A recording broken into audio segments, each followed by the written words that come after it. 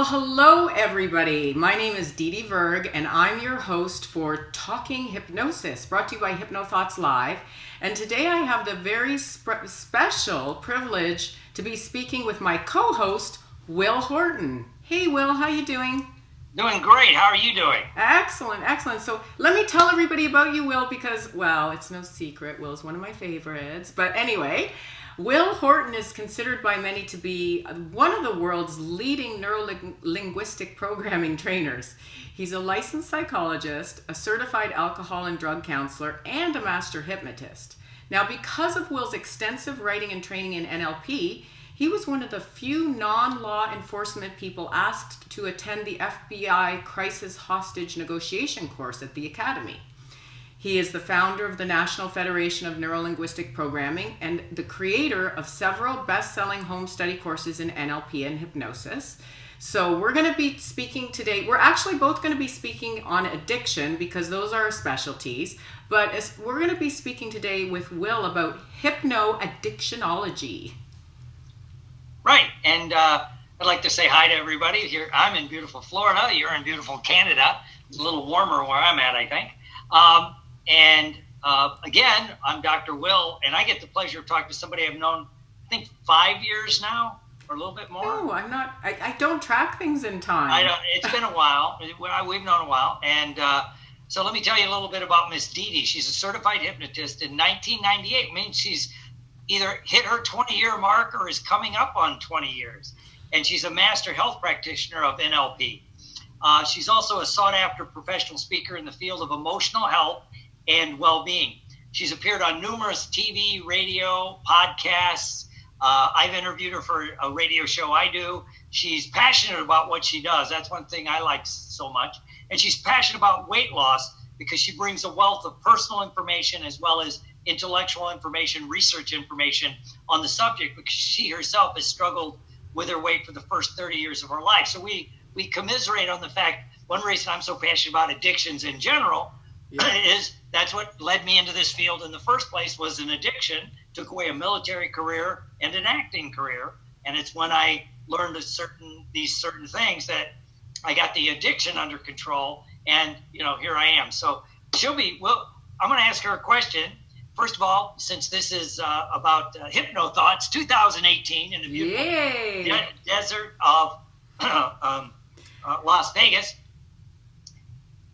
You've been going to Hypnothoughts for how many years now, Miss Didi? You know what? Again, I'm so bad at tracking things in time, but I think this will be my 4th year. And I'm just disappointed I didn't learn about it earlier because Hypnothoughts really is the best deal and game in town. Okay, cool. And so this year you're doing we speak for a living, a post-course on Change the Brain with Hypnosis and NLP for weight loss and food addiction. Right. And as an addiction person, it's always interesting for me because a lot of people don't realize you can actually use food as it fits every criteria. I'll put on my psychologist hat for the clinical diagnosis of what an addiction is. That's right. Food can fit that. And the difference is that I find fascinating. I haven't had a drink of alcohol in over 34 years, right? Hopefully, knock on wood, I'll live the rest of my life and never drink alcohol. But if you happen to have food as an addiction, you have to eat. You have to open that box of addiction a couple of times a day just to survive. Mm-hmm. And so it's an addiction, but it has to be treated much differently than alcohol, drugs, gambling, even sex, if you will. If sex is an addiction, you can live without it. But food, you got to do it. So tell us about, what got you into being so passionate about food as an addiction and helping people look as slim and beautiful as you are. Thank you, Will. I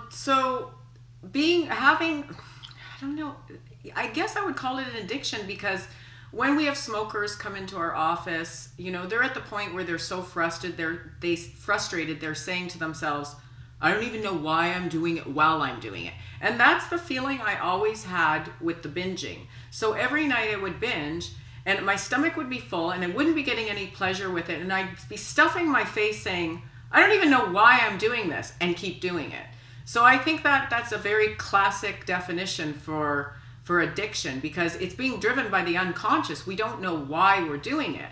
So years later when I got my habit under control, and then years later when I started working with other people, it was the same story all the time. With every consultation I do in my office, people would come in and I'd say, because I was curious, so I'd say, so you eat, most people binge at night, most of them. So I'd say, so you come home and every night you just eat and you continue to eat. So what do you think's driving that? And they'd be like, well, I don't know. Like, it's unconscious. The triggers are being triggered and it's a pattern that's running in the brain and it's completely unconscious. They don't know if it's because they're stressed, overwhelmed, is it a habit? Now we know that it is an addiction in the brain because they've done brain scans and it's been shown that just like cocaine or heroin, it goes straight to the nucleus accumbens, which is the pleasure centers of the brain. Now, I'm not talking regular food, but specifically highly refined sugary carbohydrates with a lot of salt and fat. There's a special formula that our food industry knows a lot about how to specifically get you addicted. And they use this formula all the time. It's called the bliss formula. So we know that this is going straight to the pleasure centers of the brain like drugs, only a little bit slower.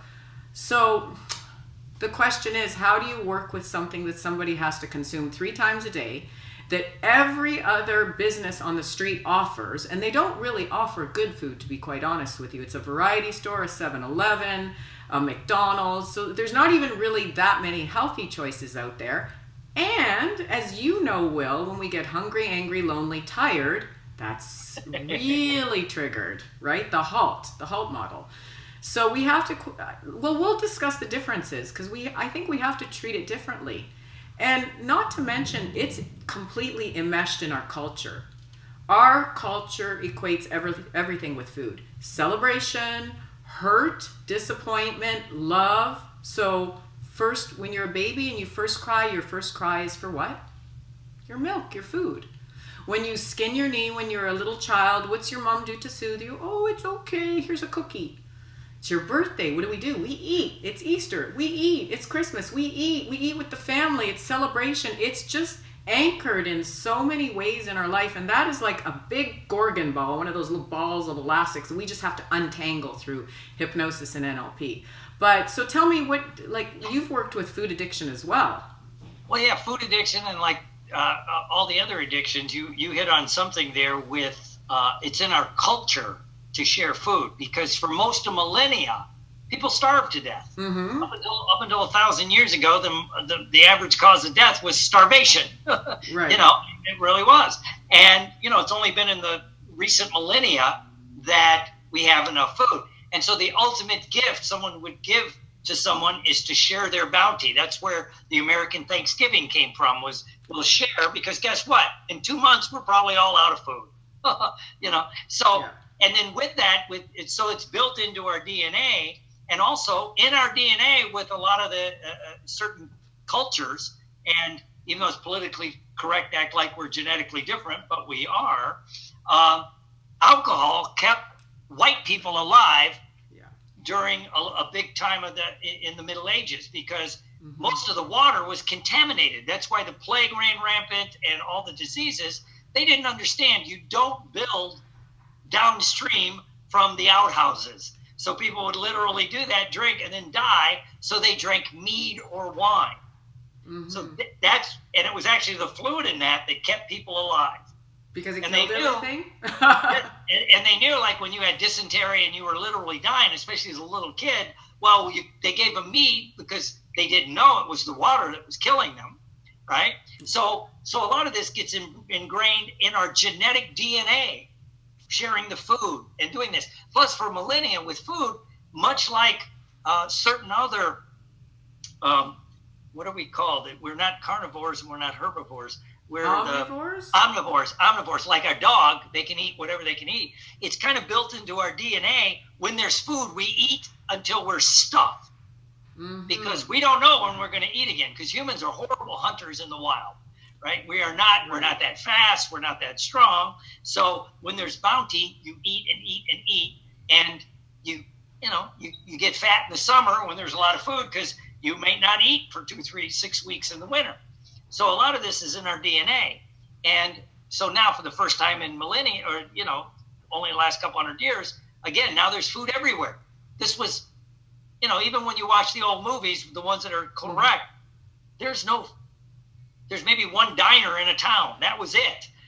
Just people didn't have this. So because all this is kind of ingrained, so for treating food as an addiction, and when I say it fits the clinical criteria, one of the big clinical criteria of addiction is you're using it to soothe unrelated things. You're eating not when you're not hungry. Yeah, you're up, like you said, you're hungry, or you're angry, you're tired, you're depressed, you're whatever it is. Overwhelmed, yeah. And bam, it gets wired in, and so now that becomes much like when I treat traditional alcohol and drug addiction. It's sort of the same thing. You're having a drink of alcohol to soothe because I had a fight with my wife. Well, a drink won't soothe it, but it will make me feel better. And maybe forget about it for a while. Yeah, because that's what and it works for a while. It has to do with the neurochemical reactions, the dopamine spike, and then the serotonin rebound that normal people can get, and they level off. They stop. Right. I'm always this, and people that have a food addiction, they've tracked it's the same thing. My wife, she doesn't have a food addiction or any addiction, so she feels like a drink. She has a drink, her brain equalizes. She goes, yeah, that made me feel better, right? Where I'm like, okay, I have a drink, then my brain doesn't rebounds, it goes the other way, and so you're always like this. Same with people with food. A normal person, if they're normal and they don't have the addiction qualities in their brain and they're feeling a little stressed, maybe they do eat a little bit and then, boop, I feel fine. They stop. No, you want more? No, I'm fine. Okay. Not to mention, we can cause imbalances in our hormones. So if we're always ignoring the satiating hormone that's elicited and overriding it, after a while it becomes inept. Right. So so also the habit itself is causing a severe imbalance in the hormones and the things that keep us in check normally. And you mentioned the bliss factor with food, which a lot of people don't realize. And I didn't know if I really believed it when I read about it until I was in Asia doing a training. And one of my weaknesses is carrot cake. I will admit it, because it hits all those things. It's sugar. It's got the fat, and I just, somehow they knew I liked carrot cake, probably because I talked about it. Like, when I say something like, no food feels as good as being thin feels. No food tastes as good as being thin feels, except carrot cake. Instead of but I was just kidding around. But so we were out to dinner and they bought me a piece of carrot cake. I said, that's sweet of them. Yeah. Right. And I'm worried. So I went and I had a bite and I went, right. Right. And what it was, their bliss point is set more normal. Oh, it's less sugar. It has less sugar. It has less fat. And the guy that brought me over there lived in the States for a long time and said, you're used to American desserts. Right. And I've heard that from people when we travel, especially Americans and Western Europeans now. Our bliss point is set so high. Yeah. And they're always raising it with kids. Let's get some paranoia going, but it's fact, with the sugary cereals, and now they're adding fat to the cereal. So, they're to just make them, for it to taste normal. Mm-hmm. For the rest of the world, they go, and that's what I've had people visit me, and they're here from Pakistan or Malaysia, and they go, I can't stand America. No, I don't want a donut. No, I don't want to go. I'll have dinner, but I'm not eating any of your desserts. It's because we've set our bliss point or a set point so high. We're like the athlete that can run 20 miles, except now we take this, we need it for the food. So the difference between food and alcohol, I was watching listening to your addictions course the other day that I had ordered a while back from you.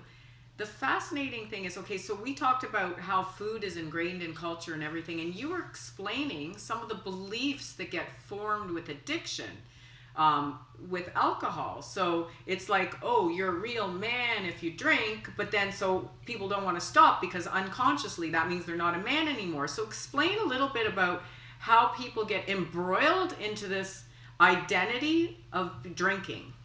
Well, it's in our culture, I always use the analogy. and the movie will change through time, but it remains, the idea remains the same, which is we condemn it, but we worship it. Right. Drunkenness and partying. We condemn it, but we worship it.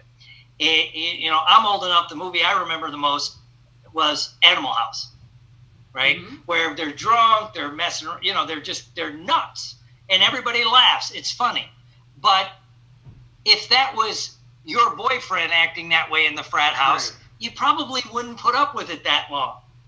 No. Or if it was your brother that gets thrown out of college because they burn down whatever it is that happens. Or the movie now, the one that was just out a few years ago, was The Hangover. Everybody's laughing and this, and I go, yeah, but would it be funny if that was your brother that went off and got his tooth knocked out and his best man got a tattoo on his forehead? Or would you be going like, no? But so we condemn it, but we laugh at it. So it gets ingrained because when we're growing up, you know, it's those subconscious things that get implanted, especially if you come from a family that has addictions, where, like I said, it's common. Real men drink.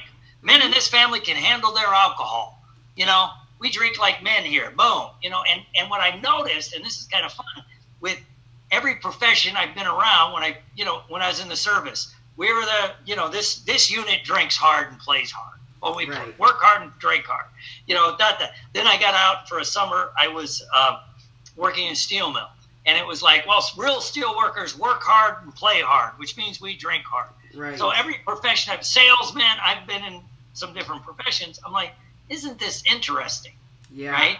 And it just, so then like you say now, like I grew up here and real men drink, you know, I'm not saying I'm not going to diagnose other people necessarily, but the only time I saw a lot of fun in my family of origin, everybody was drinking. Right. So you equated drinking. When you have a few drinks, it's fun. When you have a few drinks, it's fun. And so it gets embedded that real men drink. To have fun, you drink. You know, it's normal. And this and now. And I also used to hear those jokes like, never trust a man that doesn't drink. Exactly. So what happens when a person stops drinking to their... So when I was 24 and I decided I got a problem here, I've lost a military career, I've lost an acting career, and then I should quit drinking. So other than the fact I'm not trustworthy, I'm not a real man, and I'll never have fun again. Right. It should be easy, you know? And that's all unconscious, by the way. Yes. Just so people understand, those beliefs are running. That's why I asked you to speak about beliefs, because they're all unconscious. So it's creating an internal conflict within you. And it's like, on the one hand, this is what the values mean to you. And on the other hand, you know you have to quit. So the two... So yeah, and this is the only way, the drinking's the only way you know how to feel better. Right. You have no other coping skills. You know, it's like, I got to drink. And then now that's gone, so... Oh, shit. It's like that, you know? And I was just doing a course online, for an addiction treatment program, and we were talking about... it had to do with, there's a guy in long-term treatment. This was back when treatments were like 6 months long. And he'd been in there like 8 weeks, and he was going home on leave, and a pass, whatever you want to call it. Well, he was engaged. Of course, he hadn't seen his fiance for 2 months, and everybody's like, "Oh yeah, you know, he's in his early 20s. He's going to go see his girlfriend." Oh, yeah. He was terrified, right? And everybody's like, "Well, what are you scared of?"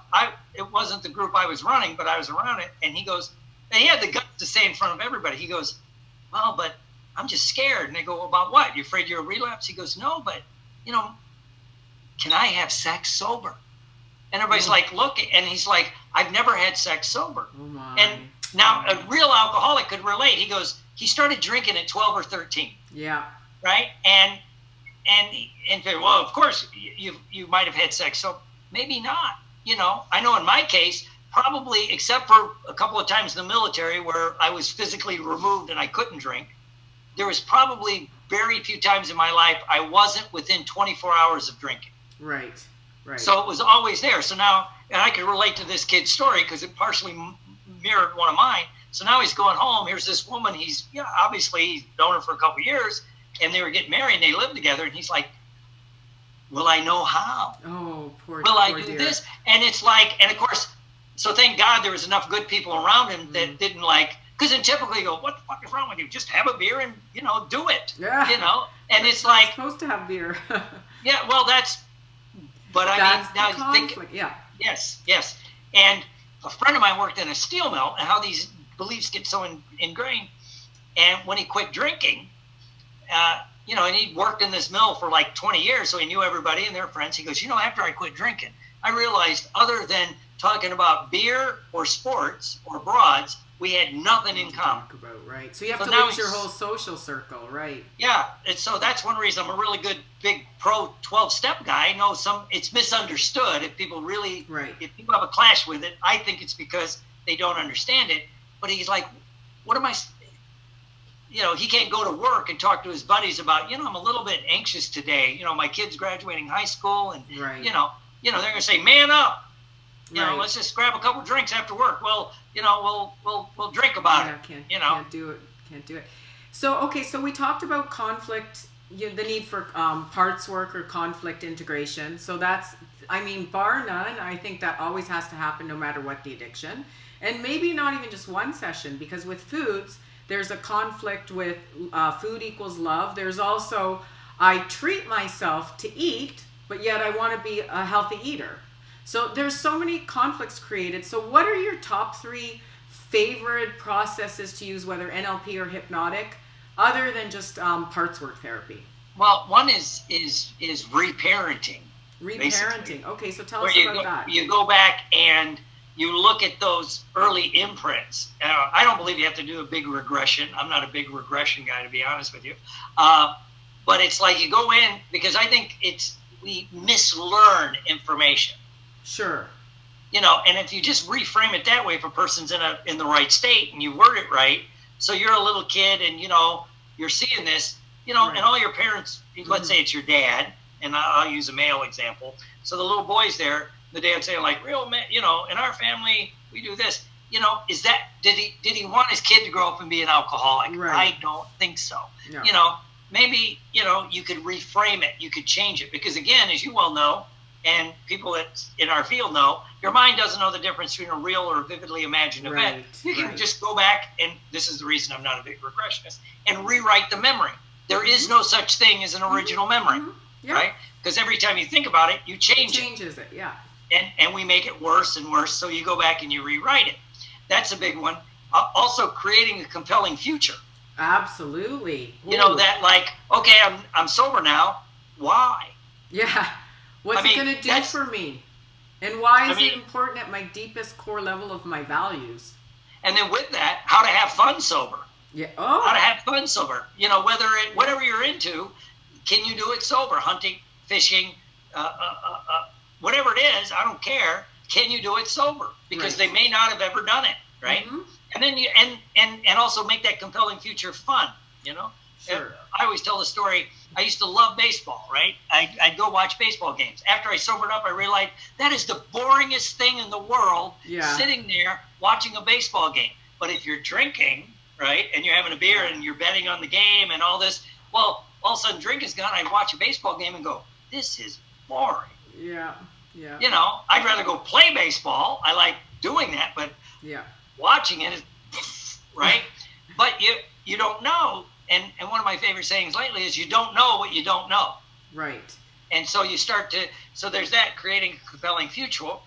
Mhm. So you kind of rewrite history, you do some things, create a compelling future. Of course, remove some guilt, but also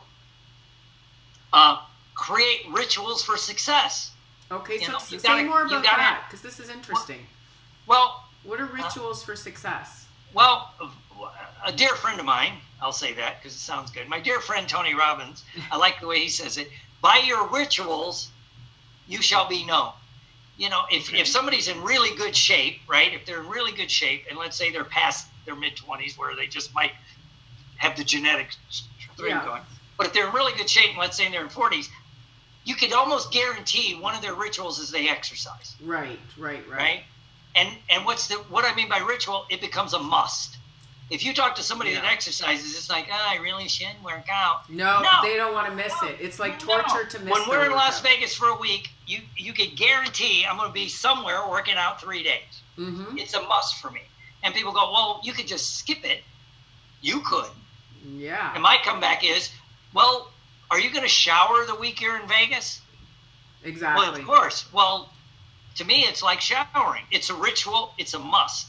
So you got to create, in that compelling future, these rituals that will support it. That's one of the reasons that people that don't understand the 12-step program, where else, if you grew up in an addictive household, where else do you learn how to go have fun, how to go be social, how to do this, how to do that, how to get models of not doing it. So it also creates some discipline.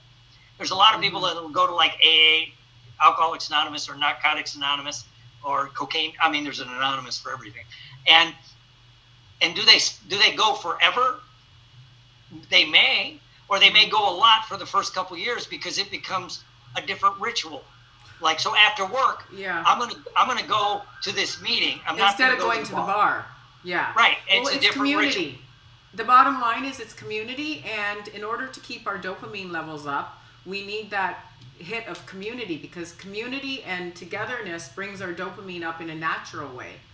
So go ahead. There's a doctor here in Canada, Dr. Vera Tarman, and she says we have to get used to the little simple pleasures that give us the little hits rather than taking the food or the drug that gives us the big hits. So it's taking it from, it's like getting your palate used to not eating sugar. In the beginning, Japanese or Asian sugar tastes so much different, but if you were to live there and get used to it and then come back to North America and try North American sugar, you'd be like, ooh, right? So it's the same idea. We have to get used to the simple pleasures and getting the smaller hits of dopamine, and one of them is community. Community, and 12-step is a community. So it's a nice little dopamine hit. Well, yeah, and we're either, depends how you look at it, we're either herd or pack animals, and if you take a cow and you separate it from the herd and scare it, it'll try to get back into the middle of the herd, and then its brain chemicals change. And that's what happens when you walk into like a 12-step meeting, right? Right. It changes that. It gives you a model of something to do. And again, like you say, maybe go after work to create that community. And also, after you're sober a while, because when you're in the middle of the addiction, you think everybody does it like this. Right. If you're not drinking that much, it's because you're lying. That's the end of the story. Right? And now all of a sudden you're sober, and I can tell you this, I always self-disclose way too much, but it's what I do. And, when I first sobered up too, I said, I'm not doing theater anymore, I'm not acting, because I was convinced every actor and all the theater shit, they were all crazy. Right? And then I was sober a year, and I believe God works miracles, and I missed it, and somebody that I was close to said, well, if it's supposed to be, something weird will happen. And I get this phone call about, hey, you want to do a play? And I'm like, who the hell are you? How'd you know I was in town? And they're like, well, you still, they described how I look, and they said, that's what we need. And I'm like, okay. So I showed up. I'm like, we'll see. Well, I showed up, and I found out they didn't drink. They didn't party. They were serious actors, right? Of the world. They were like, I could say some names. They come out of Chicago. They were serious actors, right? And I'm like, this is interesting. And so I started doing theater again and getting around. I found out, you know what? Most people don't drink like crazy people. Yeah. When we go have a drink and I'd be sitting there drinking with you, you go home after half a glass of wine, I'm there to like throw me out of the bar.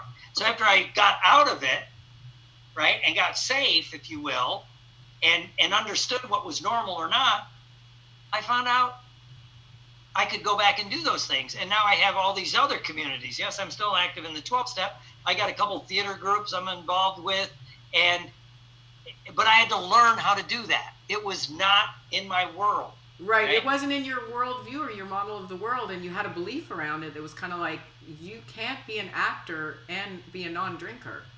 Right. So. And in my case, if somebody said, well, what if you hadn't gave up acting and would have got a break when you were young? I said, I would have belushied. That's the way I would describe it. Yeah. Because, so anyway, so there's that. And so one of the reasons I like teaching this hypnoaddictionology, by the way, is not everyone is in the position to go away to treatment, right? Sure. And right now we're still using, and plus treatment has not changed in 50 years. Right. And the traditional treatment model.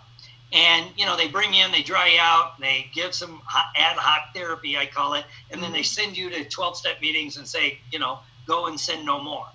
And it doesn't work. to be honest with you, for two reasons. One, if you're in Canada and you're drinking too much, and I say, you need help, come down here to my treatment center in beautiful Venice, Florida, and I bring you down here, and it's sunny, and it's nice, and we treat you like a queen, and you're like, this is great, I love sobriety.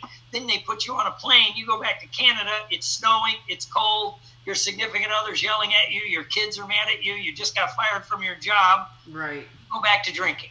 Yeah, you're So anchored in, yeah. Yeah, so one of the things, and we've known this in psychology, you actually have better treatment outcomes if you do outpatient therapy or treatment, like IOP it's called, and you stay at home. And as hypnotists, we got little local practices in OPers. People want help, and they may not want to be, and I'll talk about one other thing real quick, they can't go away to treatment, right? So they'll call you up and go, can you help me? Yes. Well, if you don't know how to treat an addiction, you have to treat it differently, right? You have to have a slightly different skill set, right? And the hardest thing for most hypnotists and NLPers peers to learn is to be able to look somebody and go, you're full of shit. Yeah. And then just keep going. But, so they're going to call because they can't go away to treatment. And if you get them better where they are, statistically, they're much more likely to stay better. Yeah. And especially here in the States and Canada, there's certain people that don't want it on their record. They've been treated for an addiction. Oh, yeah. If you're a police officer or firefighter or in the judicial system.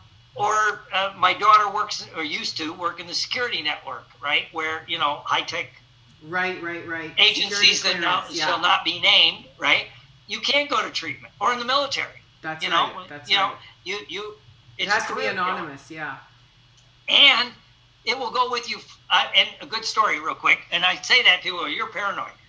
Well, the guy I was working with, building this addiction thing, he's not an alcoholic, but he was getting life insurance because, he had to get a new $10 million life policy, right? Yeah. And so the insurance agent said, well, you got to fill this out. And he goes, well, why does it have this question? Have I ever been treated for addictions? And again, he was oblivious to it before because he hadn't started working in the field and he doesn't have a problem. And he goes, well, that's important. He goes, well, what if I checked yes? He goes, well, you'd never get life insurance at that level. Wow. And if you did, we're going to charge you about 30% more. And he goes, so if I did, what would you tell me? He goes, well, honestly, I'd tell you to lie. Because it will go forward, right? Yeah. And whether because I don't care how much they say your records are sealed here in America or Canada. I've been declined. I've been declined because I reported I had a sore stomach, an aching stomach. And I went to apply for insurance, and it's totally divulged. I couldn't get insurance because they thought I had a bad stomach. Well, and I was an expert witness for the state of Florida, right? Right. As a psychologist, expert in hypnosis. And against a guy, it's a long story. It was a terrible thing. But as I'm being deposed, the deposition, I'm sitting there, and the guy defending the bad doc says, so, Dr. Horton, I understand you were treated for alcoholism in 1980 by the Veterans Administration. And I went, how the hell do you know that? I was just tickled to death. And what it was, he was trying to scare me.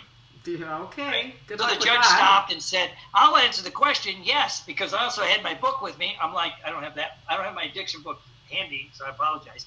But I go, you see my book? But if that would have been a secret, he was letting me know that they might know something about me. Right. And that's the kind of thing. And I was still fascinated. How did he get the information from the Veterans Administration? It's all out there. Well, this is America or Canada. You got enough money, you can get any information you want on anybody. So that's another reason people might call up a hypnotist or a local person. A friend of mine's a teacher. He doesn't, when he got treatment, he called me up and goes, hey, who would you go to? I'd say, I was friends with him, so I didn't want to work with him. I said, well, I'd go here, I'd go there, and he started paying, but he does go to 12-step meetings, but he doesn't go in this town or this city. Right.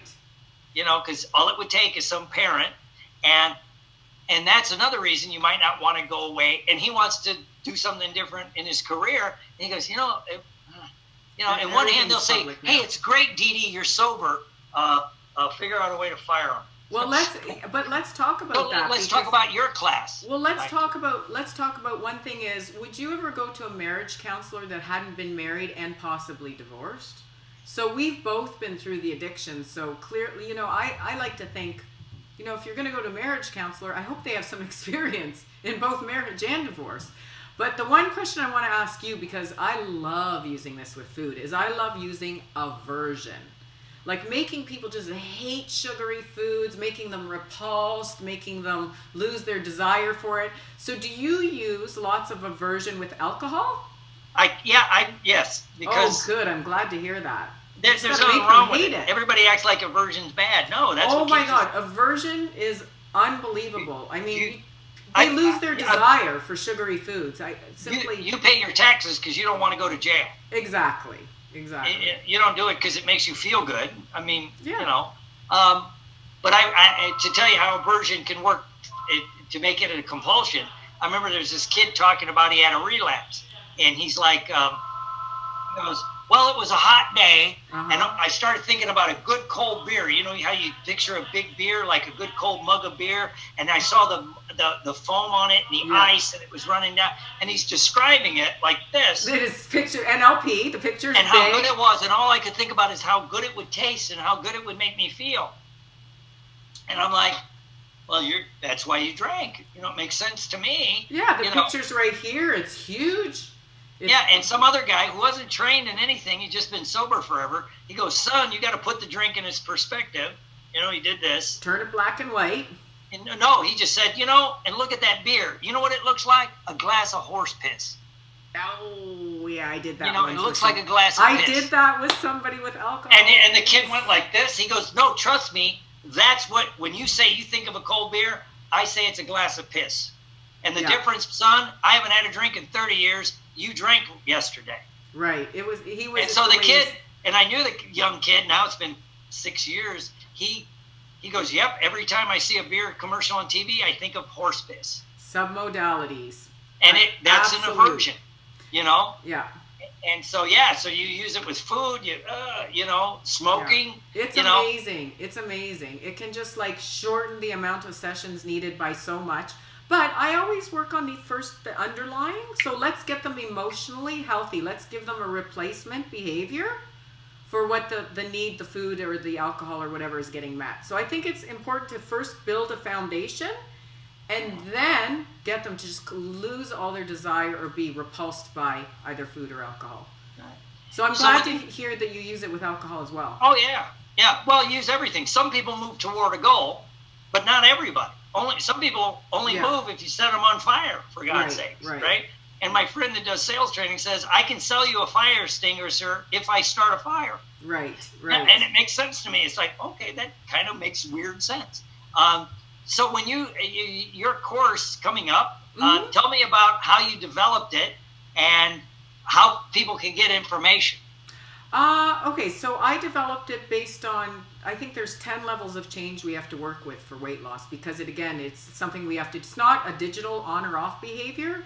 It is something we need to consume 3 times a day and even have a snack sometimes. So I have 10 different levels of change. And then of course I teach all the processes that are an absolute must, which is aversion, parts work therapy or conflict integration, creating an identity, which I got from you. It's very important to craft a new identity and a compelling future. So creating a motivating and compelling future. Having a look in your environment. What is it in your environment that's contributing to the habit, right? There are basically 10 levels, and I'm making sure that on each level we work with the people, and I teach each one of those levels in the course.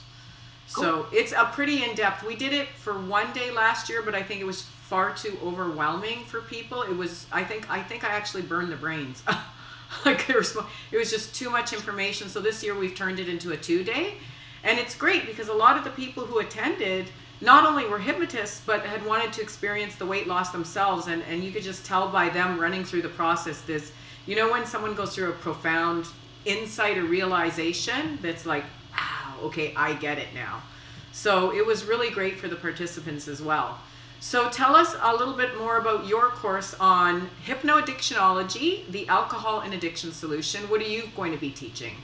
Well, it's a 2-day because it's very experiential. I say bring your problems. We can work on them, right? And like you just said, it's like, because it's much more powerful when you're doing it, not just thinking about it, right? This isn't a psychiatric convention where it's all didactic information. We gotta experience it. So I say bring your problems. We'll work on them while they're there. Could be a major addiction, could be minor.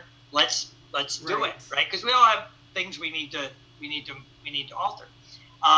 And I bring a not just the hands-on approach. I bring all the neuroscience with it, and we talk about this, the truth about the 12 steps, why it's so misunderstood, right? And in a nutshell, it was meant to be a bridge back to normal living.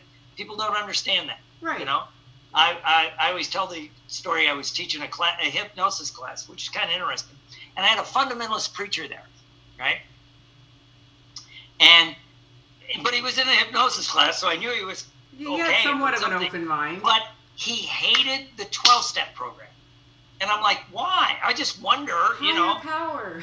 Well, no, and he's just like, he just had whatever it was.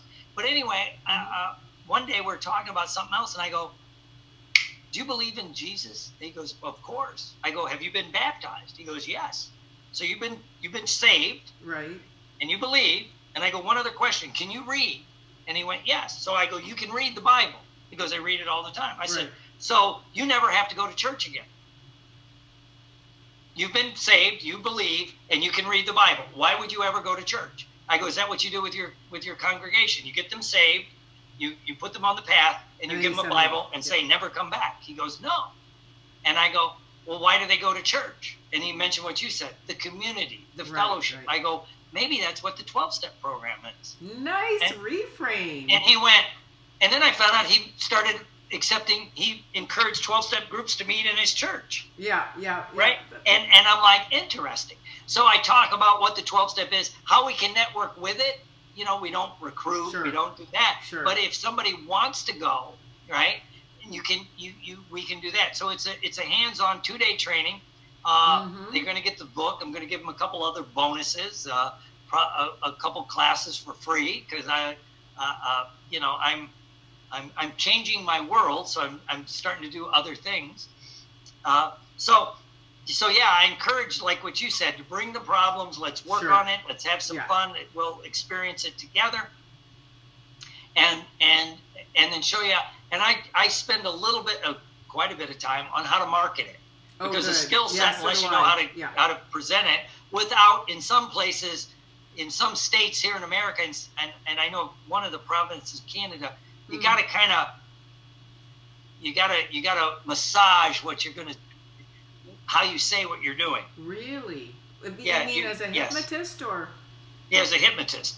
You want to call it habit control, not an addiction. Well, we're not supposed to say all that stuff. Yeah, we're not supposed to. But you know what? They're trying to make the word therapy illegal here too. but I don't like the word therapy. But I've never seen a hypnotist get in trouble for talking about addiction, because I can tell you on the other side, I'm also on the other side as a psychologist. I've worked in the medical field. And former addicts. They're like, good for you. Go wherever you can get help. A lot of psychologists don't want to work with addictions. Right. And the psychologists I know, they'd love to work with you, but go somewhere to get sober first. Right. Because I can't work on, like, if you got... Catch-22. Yeah, it's like, you need the therapy to get sober, but you need to get sober to get the therapy. Yeah, and I've known some people that build a pretty good practice. Psychologists refer people to the hypnotist to treat the addiction, as long as the hypnotist now go back to your psychologist. Right, exactly. Or your social worker. Yeah. Right? And then keep working on it's usually relationship stuff, to be honest with you. Right. So that's my course. How do people sign up for your lovely course? Well, they sign up for both our lovely courses at htplive.net. And you know what we're going to leave you with? Everybody, pick your poison, because Will and I are presenting on the same day. So pick your poison. Like, some people are just drawn to work with hypnosis. Some people, maybe they've experienced it or they've had trauma in their life around alcoholics and really want to help alcoholics. So pick your poison, everybody. Hypnothoughts, htlive.net. And we're both post August 28th and 29th. So sign up right away and get a few of your own issues worked with at the same time. Yes, and then since we'll be there we're Tuesday, Wednesday. Yeah, Tuesday, Wednesday. Right? Maybe like Tuesday night. I know a couple of the other people teaching longer. Right? We're going to try to arrange an extra get together that evening. Let's get all the addiction people together.